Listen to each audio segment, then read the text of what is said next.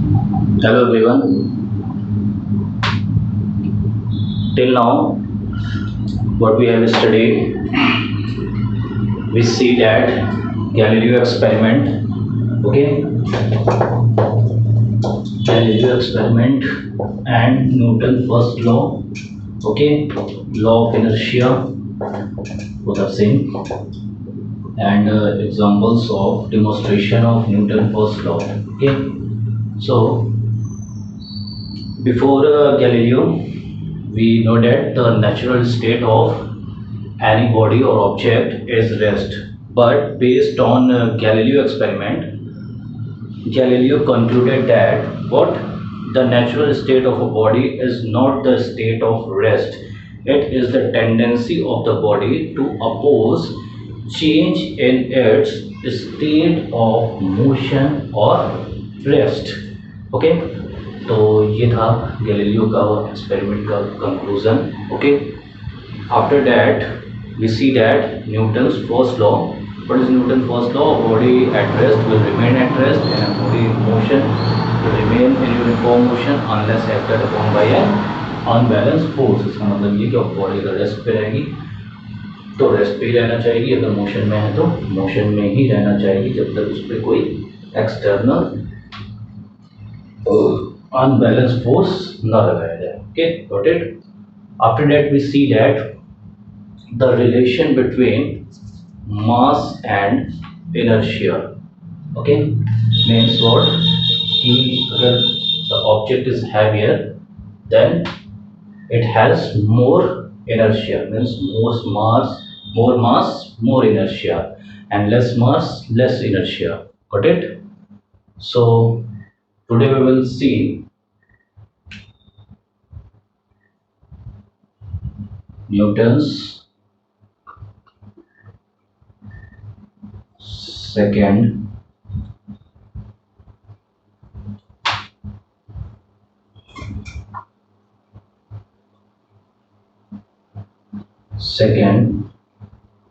law of motion.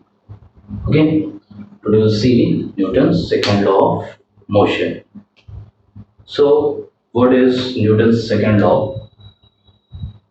In second law, Newton says that the rate of change in momentum is proportional to, or you can say directly proportional to, the force applied on the object, okay, in the direction of what?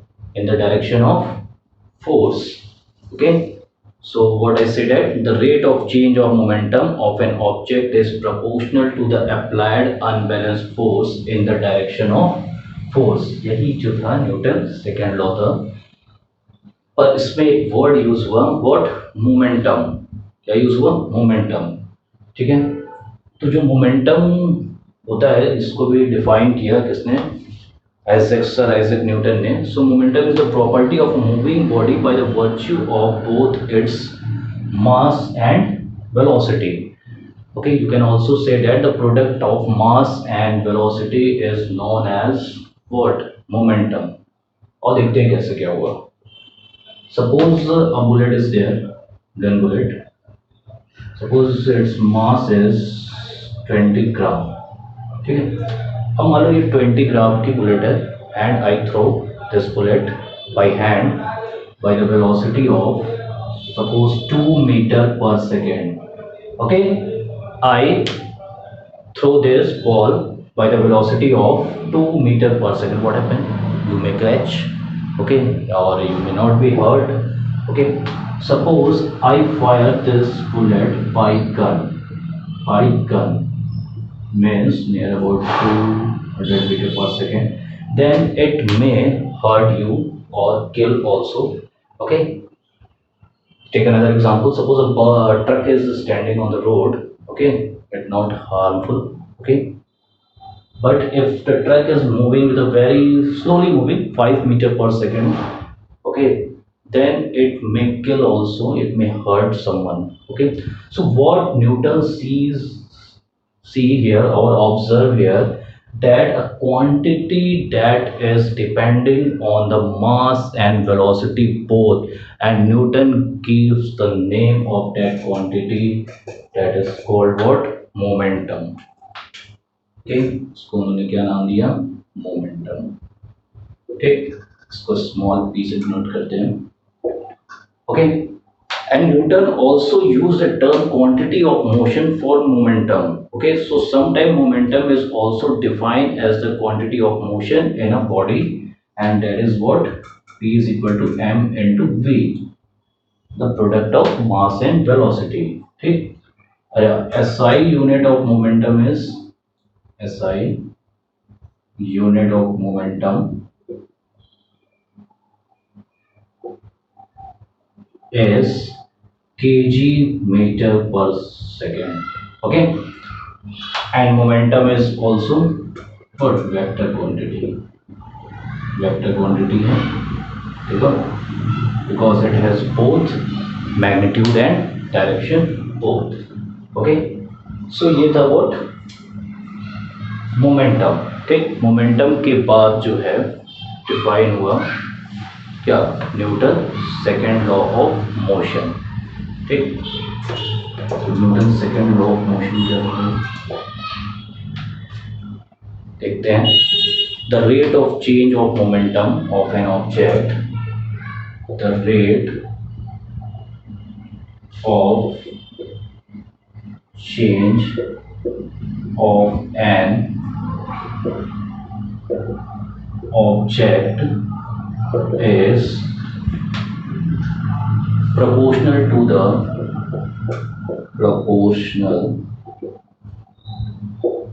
to the applied unbalanced force, to the applied unbalanced force in the direction of unbalanced force in the direction of force. ठीक है, ये था statement क्या? Newton का क्या second law का. इसको कई बुक्स में ऐसे भी लिखा है, the rate of change of momentum is directly proportional to the net force acting on the body and takes place in the direction of net force. ठीक है, बात वही है, घुमा फिरा के कई जगह लिखा है, कई जगह ये भी लिखा है. ठीक है, ऐसे भी प्रूफ किया है, F is directly proportional to M, F is directly proportional to A and F is directly proportional to M A. ठीक है, तो इसमें घबराने की जरूरत नहीं है. ठीक है, तुमको यही पढ़ो, यही कंफर्म एंड बेस्ट जो है डेफिनेशन है. ठीक, इसकी न्यूटन सेकेंड लॉ की. अब आते हैं इसका थोड़ा सा मैथमेटिकल फॉर्मूला देखते हैं. ठीक है, कंसीडर अ बॉडी. मान लेते हैं एक बॉडी है. ठीक, a body is there and we are applying the force F Newton, and the body has mass m and the initial velocity is u at the time t1. ठीक, अब जो है इस पे फोर्स लग रहा है. ठीक, और इसकी वेलोसिटी चेंज हुई, कांस्टेंट फोर्स लगा. F फाइनल वेलोसिटी मान लेते हैं v हो गई और टाइम हो गया t2. ठीक, तो जो चेंज इन मोमेंटम, देखो यहाँ क्या दिया? Rate of change in momentum, मतलब पर यूनिट टाइम में कितना rate of change in momentum हुआ, तो वो हो जाएगा M V minus M U upon t2 minus t1. मान लेते हैं कि जब हमने फोर्स लगाना शुरू किया उस समय के टाइम को मैं जीरो मानता हूँ. वो टाइम जीरो होता नहीं है. जैसे सपोज करो मैं कहा कि अब से from right now you have 3 hours to complete this work, means मैंने इस पॉइंट को क्या मान लिया? जीरो मान लिया, और अब से तुम्हारे पास 3 घंटे हैं. बट तो ये ऐसे हो जाएगा. ठीक है, अब आते हैं कि इसको, ये तो कॉन्सेप्ट था. अब इस जो इक्वेशन था इसको ठीक, मीन्स इनका कहना ये था, the rate of change of an object, the rate of change of momentum हो जाएगा, यहाँ भूल गया ऑफ मोमेंटम. ठीक, करेक्ट कर लेंगे. The rate of change of momentum of an object, okay, of an object,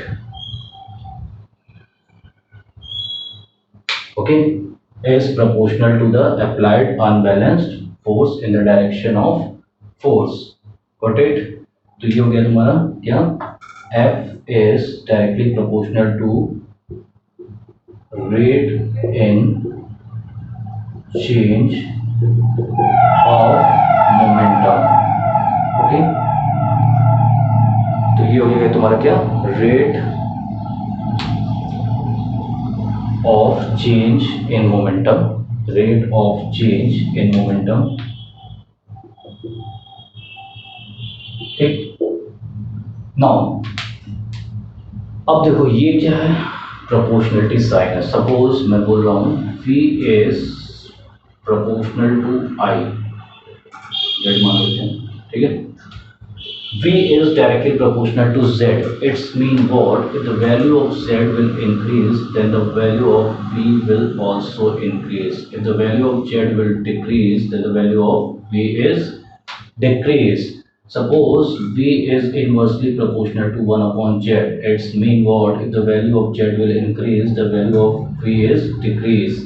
If the value of Z will decrease, then value of V will increase. Okay, मतलब अगर डायरेक्टली प्रोपोर्शनल है तो एक की value बढ़ेगी तो दूसरे की वैल्यू भी बढ़ेगी। अगर इनवर्सली है तो एक की घटेगी तो दूसरी की बढ़ेगी। ठीक, डायरेक्टली में एक बढ़ा तो दूसरा भी बढ़ा, ठीक, और इनवर्सली में एक घटा तो दूसरा बढ़ा। Got it?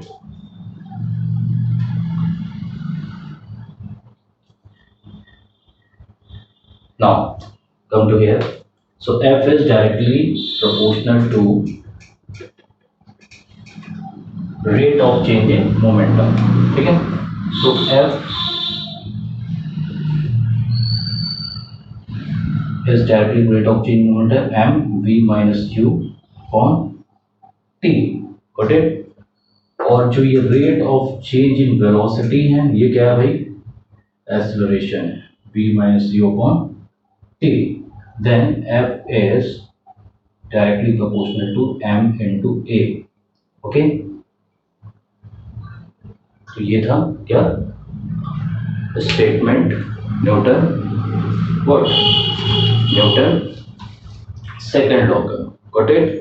अब देखो क्या है कि जब ये साइन हटता है तो एक इक्वल साइन आता है और एक प्रोपोर्शनलिटी कांस्टेंट आता है। Okay, so let's see.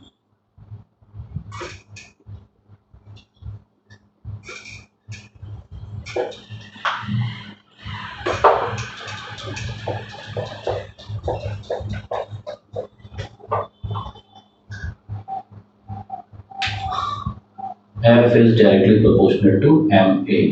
ठीक, अब ये हटेगा तो इक्वल टू साइन आएगा और आ गया proportionality constant ma। Got it?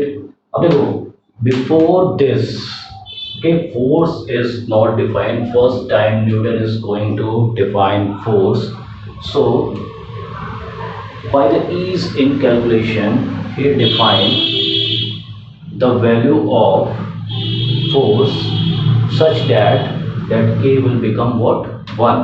It's mean what, if a force acting on a body, suppose करो एक force एक body पे act कर रहा है, ठीक है, if a force acting on a body of mass 1 kg, okay, 1 kg का mass है, produces an acceleration of 1 meter per second square, okay, in it the force is called what, 1 Newton. इसका मतलब ये हो गया कि अगर 1 केजी के मास के ऑब्जेक्ट पे एक फोर्स अप्लाई हो रहा है और वो एक्सेलरेट हो जा रहा है कितना, 1 मीटर पर सेकंड स्क्वायर से, तो उस फोर्स को न्यूटन ने क्या डिफाइन किया, दैट इज 1 न्यूटन। ठीक, अब इसमें सब जगह उसकी वैल्यू कर देते हैं, तो 1 न्यूटन के 1 KG 1 metre per second square. Okay, तो के की वैल्यू क्या आ गई, 1, and F will become F is equal to m into a। कितना हो गया, F is equal to m into a। Got it? Now what is the SI unit of force? के Newton second law था।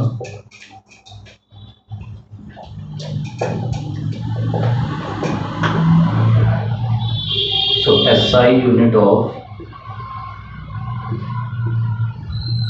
force F is equal to m into a means kg metre per second square. Got it. तो ये जो kg metre per second ये SI unit of force थी, और बाद में जो है ये न्यूटन साहब के ऑनर में इसको बता दिया गया क्या, न्यूटन। तो SI unit of force is what, Newton. Got it. और जैसे मान लेते हैं कि 1 न्यूटन तब किसके बराबर होगा, अभी बताए थे 1 Newton is equal to 1 kg into 1 metre per second square. ठीक, एक यूनिट और होती है dyne. Okay, dyne is also, dyne is the unit, dyne is an unit of force in CGS. ठीक है, सीजीएस यूनिट में डायन की यूनिट, और सॉरी फोर्स की यूनिट क्या होती है, डायन। ठीक है, तो 1 डायन किसके बराबर हो जाएगा, 1 dyne is equal to 1 gram into 1 centimetre per second square, पर सेकेंड स्क्वायर। ठीक है, अच्छा अब इन दोनों के बीच में रिलेशन भी हम निकाल सकते हैं इसके हेल्प से। ठीक है, तो 1 न्यूटन क्या होता है भाई, 1 Newton is equal to 1 kg into 1 metre per second square, and 1 kg को ग्राम में बदल दें 1000 इंटू ग्राम में into 100 centimetre on second square पर second square, that is equal to 10 to the power 5 what, 10 to the power 5 time. Okay, तो ये हो गया 1 Newton is equal to 10 to the power 5 time. ये भी एक रिलेशन निकल गया दोनों में, सीजीएस यूनिट और एसआई यूनिट में। Got it. और एक और होता है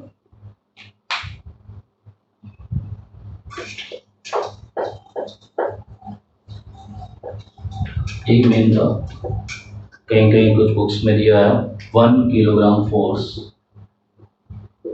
is equal to 9.8 Newton. Okay, basically this is it is a gravitational unit of force in SI system। ठीक है, ग्रेविटेशनल चैप्टर में भी हम इसको देखेंगे।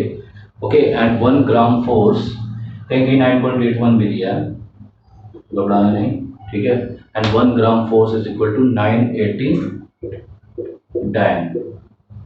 Okay, 980 dyne, and it is a gravitational unit of force in what, CGS. ठीक है, CGS system में इसका ये है, और ये है gravitational unit of force in SI system. Got it. ठीक है, अब जो है इसका एप्लीकेशन या फिर कह सकते हैं डिमोन्स्ट्रेशन न्यूटन सेकंड लॉ का हम नेक्स्ट लेक्चर में देखेंगे, लेकिन उससे पहले हम देखते हैं कि फर्स्ट लॉ और सेकंड लॉ में रिलेशन क्या है। What is the relation between first law and second law. ठीक है, क्या सेकंड लॉ से फर्स्ट लॉ प्रूफ हो सकता है, तो क्या सेकंड लॉ से फर्स्ट लॉ प्रूफ हो सकता है, तो हम कह सकते हैं हाँ। ठीक है, सपोज करो सेकंड लॉ क्या कह रहा है, F is equal to M V minus U upon T. ठीक है, तो फर्स्ट लॉ में क्या था भाई कि अगर ऑब्जेक्ट चल रहा है तो चलता ही रहेगा, रुका है तो रुका ही रहेगा। ठीक है, इसमें नहीं कि उस पर फोर्स हम नहीं लगा रहे हैं, कोई भी एक्सटर्नल अनबैलेंस फोर्स नहीं लग रहा है। ठीक है, तो यानी हम सपोज करो यहाँ पे हम फोर्स को 0 कर दिए। Got it, got it. अब यहाँ से क्या हो गया, put the value f is equal to 0, m v minus u upon t, and this will become m v minus u is equal to 0, and v minus u is equal to 0, and v is equal to u। देखो अब समझना बात को, अगर force नहीं लग रहा है, ठीक है, तो यहाँ पे क्या हो रहा है, इनिशियल वेलोसिटी जो है फाइनल वेलोसिटी के बराबर आ रही है। अब चाहे टाइम कुछ भी ले लें, चाहे टाइम कुछ भी ले लें, इसको और अच्छे से समझते हैं। सपोज करो कोई ऑब्जेक्ट 2 मीटर पर सेकेंड की वेलोसिटी से चल रहा है, इनिशियल वेलोसिटी से, ठीक। अब अगर फोर्स जीरो हो गया, अगर फोर्स जीरो हो गया, ठीक, तो यहाँ पे v क्या हो गया, 2 मीटर पर सेकेंड। इसका मतलब जो उसका इनिशियल वेलोसिटी था वही उस ऑब्जेक्ट का फाइनल वेलोसिटी होगा। It's mean if the object is in motion then it will remains in motion. ये तो न्यूटन फर्स्ट लॉ है। अगर मान लो ऑब्जेक्ट रेस्ट पे है, यानी u is equal to 0 metre per second, तो इसकी फाइनल वेलोसिटी भी कितनी हो जाएगी, 0 metre per second. It's mean if the object is in the rest then it will remain in rest. Okay, इसका मतलब क्या होगा, this mean what, that if no external force is applied on a moving object then its initial and final velocities are equal, that is there is no change in the state of the body. It means it will remain in motion or it will remain in rest. Okay, so Newton second law और first law में इस तरह से relation आ गया। Okay, in our next lecture we will see, we will discuss about the demonstration of Newton's second law. Okay, कुछ examples देखेंगे Newton's second law के। Got it? So, thank you.